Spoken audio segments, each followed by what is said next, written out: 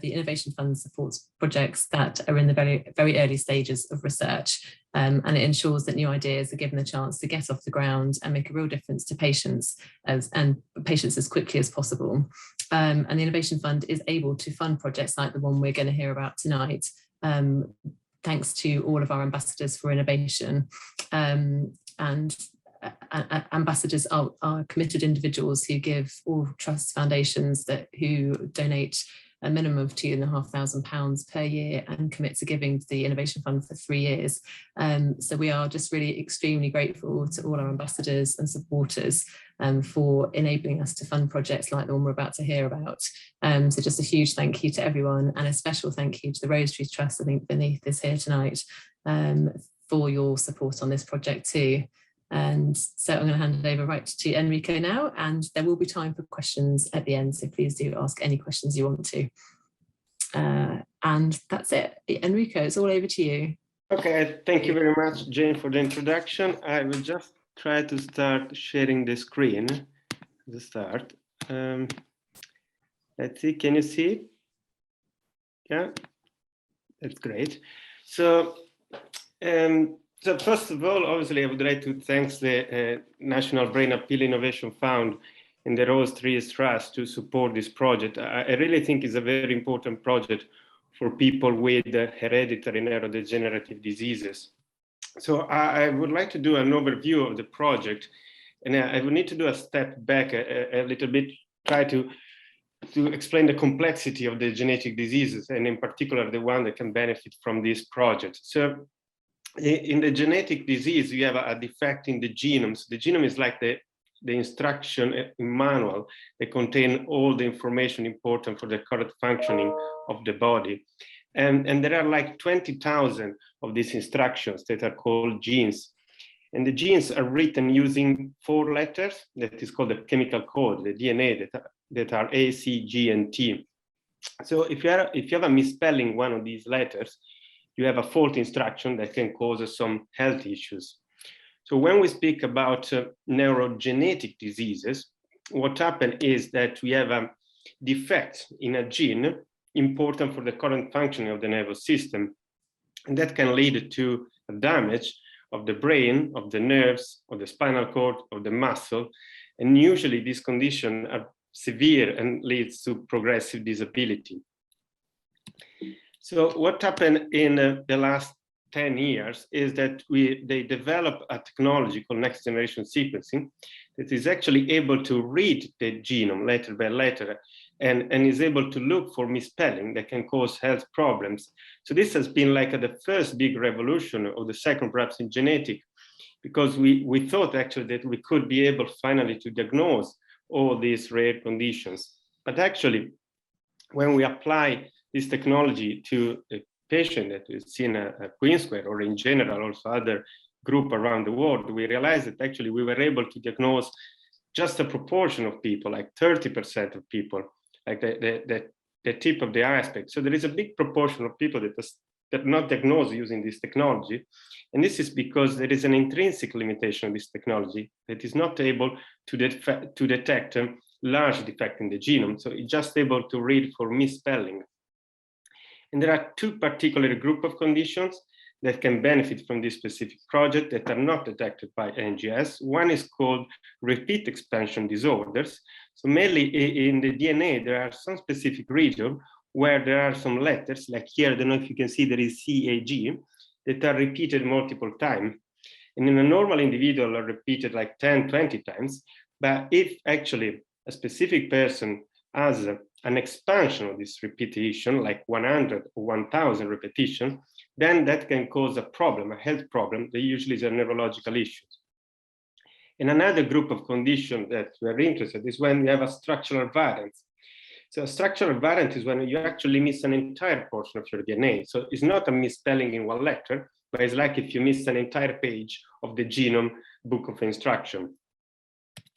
So for this condition, actually, at the moment, you really need to design a specific test for each of these diseases. And one test that we use also to measure the size of this defect is called Southern blotting. This is a very traditional technique that actually is laborious, require a lot of time to be spent actually in the lab. It's time consuming, is disease specific, so you really need to design a specific test for each condition, and also does not provide an accurate size of the DNA defect. And this is actually important because for some of these diseases, there is a kind of relation between the size of the defect and the clinical manifestation. In this picture, you can see a clear example of that. So the grandmother has the genetic defect, but is very small. The so she has just developed cataract, early onset cataract. But the grandson, that has much larger defect, has developed respiratory weakness and learning disability. So there is a broad difference between the two cases, despite being part of the same family, but because the size of the defect were very different. So my question was how we can actually improve the diagnostic process of these neurodegenerative diseases. And I believe the answer to this question is on this new technology that has been recently developed that is called optical genome mapping, because this new technology uses a completely different approach. So instead of reading the DNA, so reading letter by letter, is actually assess the structure of the genome. If we think about the genome book that I mentioned earlier, it's like to checking if all the pages are present or if there is any break in the books more than reading a single letter. So it's a completely different approach, complementary to the other one already developed 10 years ago. And the technology actually uses a simple principle. So mainly you extract the DNA from blood, from skin, and then you label the molecular DNA in specific region using fluorophore that mainly are some chemical compound that release light when stimulated. So we can imagine them as bookmarks. You put thousands of them in the DNA.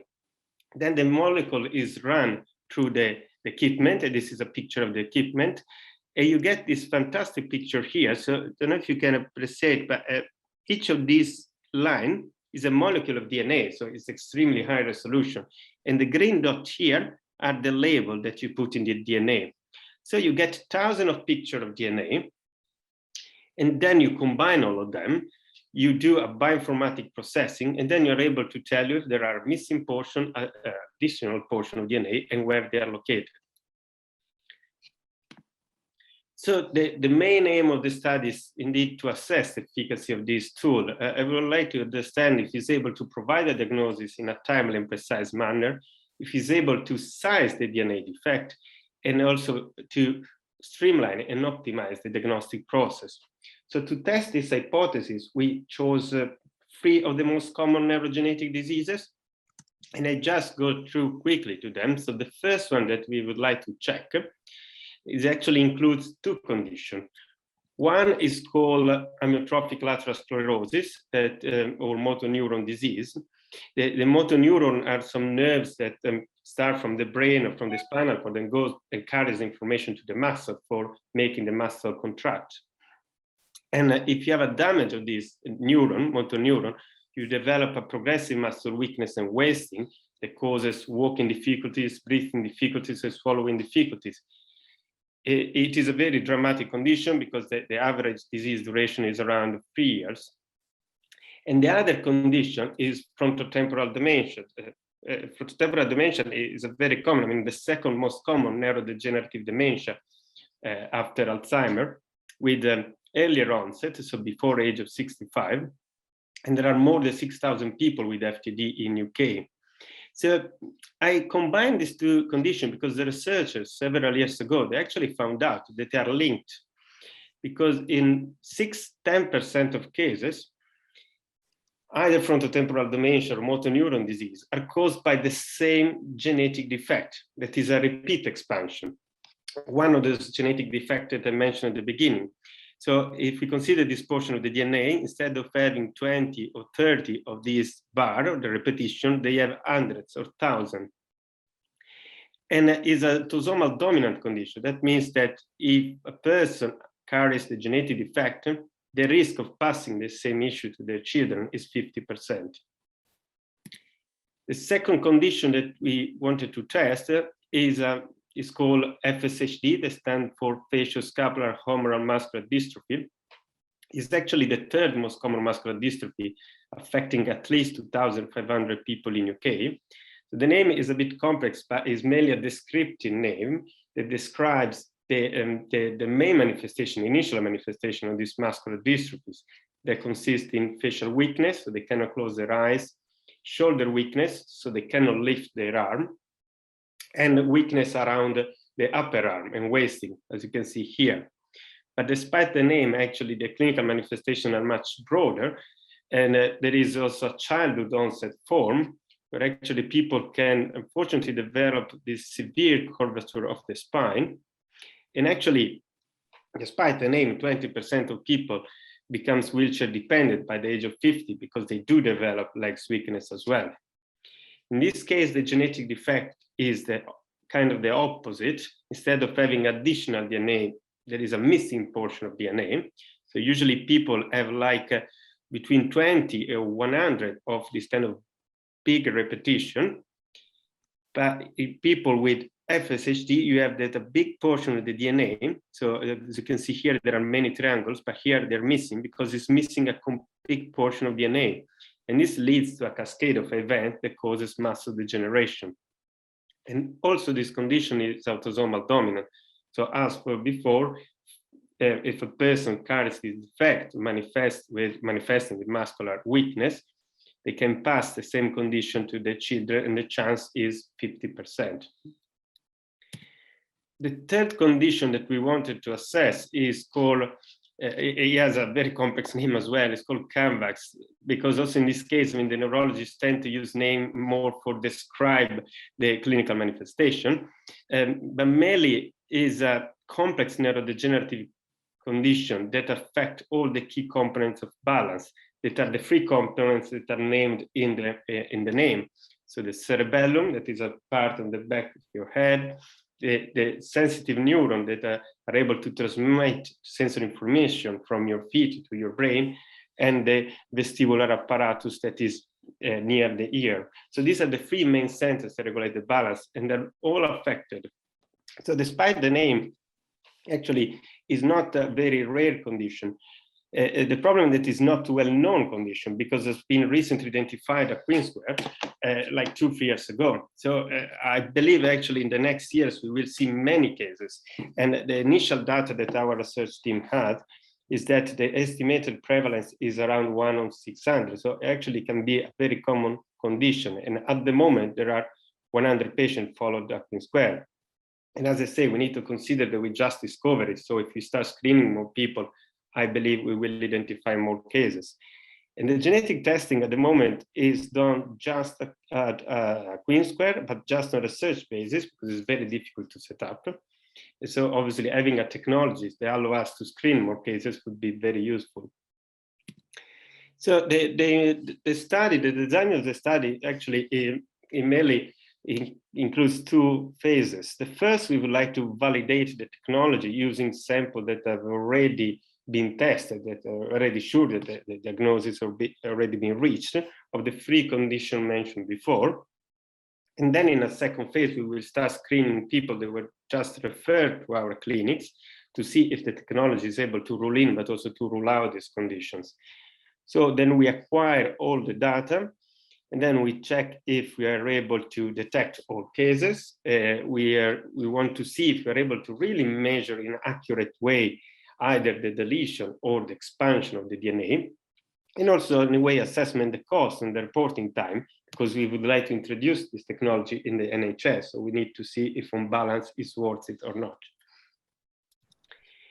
And there are several benefits in introducing this technology. There are some benefits actually for the patients, because the current diagnostic approach for this condition is longer. For some condition is inconclusive because this might be challenging, and the sizing is not accurate. So we believe, I believe that with optical genome mapping, we will be able to do a rapid genetic screening to provide accurate result and accurate sizing. And this would mean, obviously, an appropriate clinical management, appropriate genetic counseling, and access to clinical trials, because we have to consider that genetic landscape has changed a lot in the last few years. Now there are clinical trials for people with genetic conditions. And the accurate sizing, I believe, is a very important additional feature, because we can provide more precise information on prognosis for some condition. And then there are other conditions that we don't know if the size matter, but actually having this information would be very useful also if you want to design a clinical trial, because you can see if the patient with different genetic defect respond in a different way to the same molecule tested. And there are also benefits for the diagnostic approach itself, because the current diagnostic approach, as I mentioned earlier, needs a setup for each individual condition. Every time that you want to set up a new condition, a new disease, you have to do the protocol optimization, training, and see if actually it works. With optical genome mapping, actually is very convenient, because it's the same pipeline, the same process that you apply for all diseases. So when you complete the training, you just do the same pipeline, then you get the result of the whole genome or the whole book of instruction, and you check the portion that you're interested of. So this advantage also give you the possibility to screen in parallel similar diseases and to retain the information for future analysis. So actually is a big optimization of the diagnostic process. So the project steps are, I just reported here the main steps. So the green one is the one that actually we were able to do. So we received the equipment, we set up the equipment in the lab, we have done the training, and we started identifying the cases that we need to use for validation. And at the moment, we are testing these cases for the validation cohort. And I would like also to just briefly mention the possible next steps if our project is successful. So if we validate the optical genome mapping at the national, actually, we open up much more research and diagnostic possibilities, because first, we can obviously introduce the machine as a part of the NHS pipeline. Then we can test other diseases. There are many diseases caused by repeat expansion, like Fragile X syndrome, that is a very important cause of intellectual disability.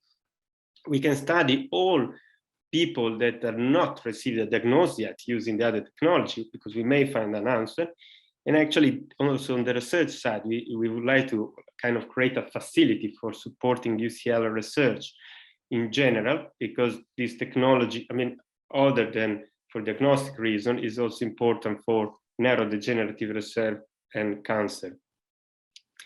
And I would like just to conclude, obviously, thanking people that are helping with the project. So Professor Harry Holden, that is the lead of the genetics department at ION, has been very supportive, giving me access to his lab. Professor Fratta, Malaspina, and Vittoria Lombardi provided a lot of samples for do the validation phase.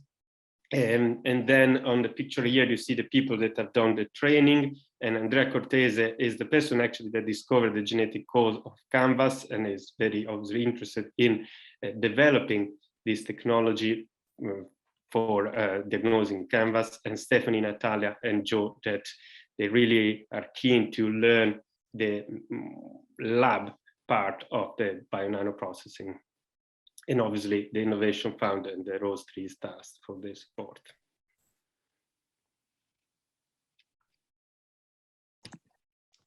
Thank you, Enrico. That was really interesting. It's always fascinating to me. I always learn something every time I hear another presentation.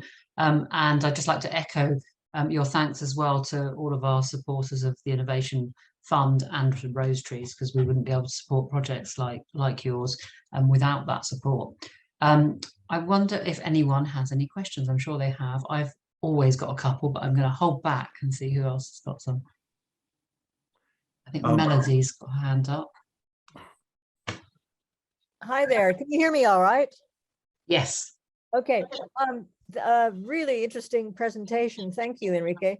I'm curious about, you had that slide with the future steps and, other possibilities once you get the technology validated. I'm just curious how wide the scope of something like this could be, because in the back of my head, I was thinking, well, if you team up with, say, I don't know, the Human Genome Project, something that's very general, that's been out there collecting, genomes from, a large section of the population. Do you envision for going further forward, and this is obviously, we're talking a ways into the future, that you could, I'm going to say, be part of a larger project that assesses genomes, for a whole raft of different diseases. I mean, we're talking neurological stuff, but it seems like the ramifications of what you're developing could be much, much larger, even though you may be a bit conservative right now about what the thing can do. I'm just, I'm just asking, what do you really think is possible? Well, no, you're completely right. I mean, that is the point of this technology, is a technology that indeed has been developed for a much wider use. So the main group that uses this technology are people doing also hematological cancer, because there are a lot of genetic defects in hematological cancer. And in general, all people that study genetic diseases affecting, also in the pediatric setting, especially. So actually, the idea is exactly what you're saying, to combine this data with the data of a genome project, because the genome project was made using the other technology, then the one that I said at the beginning, the NGS. So they have a lot of data about the single individual letters, but they are missing the data about these big structural changes. So the future outcome definitely would be to, and I think in the future anyway, of also the NHS, to screen with both technology a person. So you have the reading of all the letters, and then use this technology to check all the what we call the structural changes, so the big changes of the genome. So they are like a complementary approach, and definitely something that will be done with this technology. Obviously, my expertise is more in neurogenetics, so I try to, at the moment, to apply for neurogenetic condition. Yeah. But the plan is, and I'm applying actually to try to develop a service, as I mentioned in the future project at UCL, so we can make it accessible to all UCL researchers, not just the people that do neurology, but also people that do cancer or do other conditions. So yeah. Yeah. Okay, great.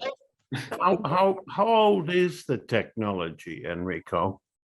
How old? To be honest, 3-4 years, 5 years, it has become increasingly recognized. So now is at the point that it has been optimized for certain condition, like FSHD is one that I mentioned. It seems that it works very well, but yeah, I would say 3-4 years since it has become a little bit more validated. I mean, some article have been published about it.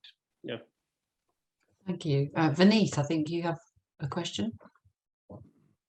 Yeah, hi. Can you hear me all right? Yeah. Yep. Yep. Enrique, so you just mentioned that you see a kind of a tandem approach with single nucleotide analysis combined with this to look at the large structural changes. Is there a limitation on the size of structural changes that optical genome mapping can actually detect? Well, yeah, the limitation is on the smaller side. That's why I think it's complementary. So let's say, I mean, below 200, we call it base pair, let's say to 150, below 200 letters, if the defect is too small, it might be difficult to detect it because it's too small for the technology to be able to detect it. So usually it detects big changes, and that's why those conditions that I want to use as an example is the best one, because the changes are very big, in the order of 100 or 1,000 of letters missing or additional. But that's why it's also complementary, because the problem of the other technology is that it's able to read and also to detect small deletion. The problem is that the NGS, the other technology, is not able to detect the big deletion. So I believe, obviously, you will need to use both approaches, not just one or two, but I really believe they are very complementary, because one is able to detect small deletion and misspellings, and the other one is able to detect larger deletion. So yeah. And then just one other thing, and what about things like epigenetic changes? Is there an application here for optical genome analysis for that? Well, yeah. So obviously, it is a new technology. So the company provide at the moment.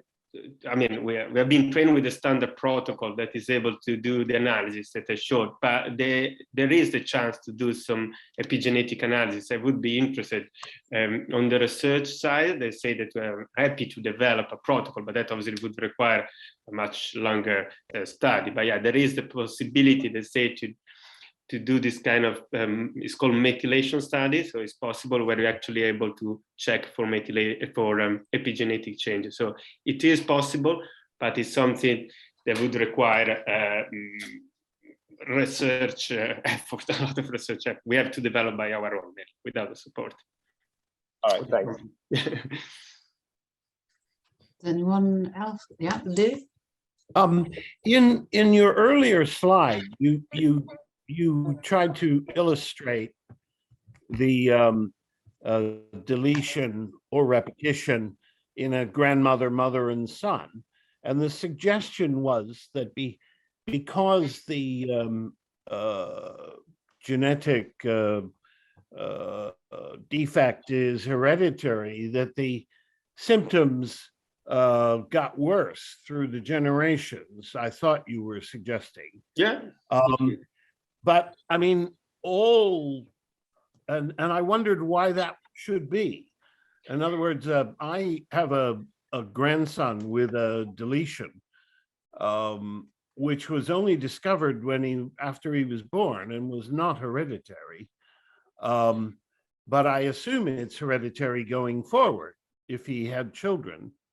But I don't see why it would be amplified as the suggestion was when you showed the photo.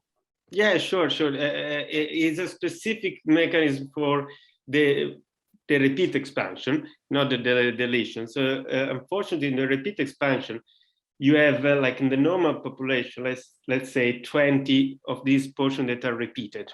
Yeah. Then it might happen for some unfortunate event that a person expand this portion and it becomes 50 or 60. So this is a very, we say, small expansion. So the symptoms are very mild, but it creates what you say a very instable DNA.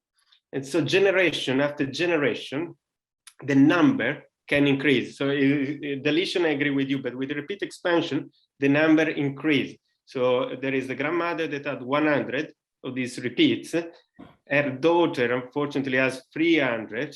And the grandson. So that wouldn't apply to deletions, but repetitions, because they create unstable DNA, you can get repetition of repetitions. Exactly. Okay. So it's called anticipation because generation after generation, you can see the symptoms getting worse.